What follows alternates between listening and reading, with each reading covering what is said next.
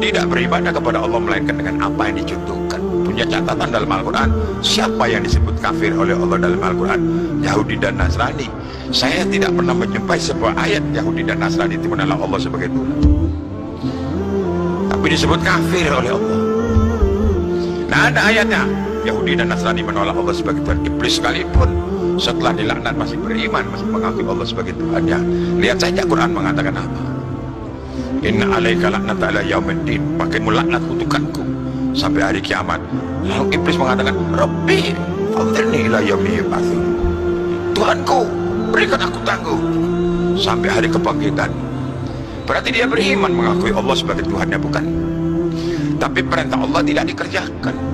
Dan itu pelajaran untuk saya dan saudara-saudara. Kalau kita mengakui beriman kepada Allah sementara Allah tidak kita kerjakan, bedanya apa kita dengan iblis? Begitu juga ketika kita mengaku beriman kepada Allah tetapi tidak menjadikan Nabi sebagai tokoh contoh seperti Yahudi dan Nasrani. Kenapa dia disebut kafir oleh Allah?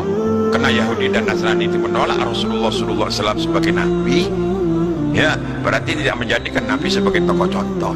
Mereka dengki melihat Muhammad karena Muhammad itu turunan Nabi Ismail, bukan turunan Israel. Mereka tidak mau menjadikan Nabi sebagai contoh. Ya, maka disebut kafir.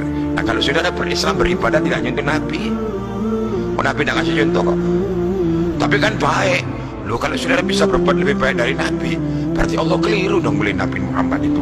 Ada orang lebih baik dari Nabi.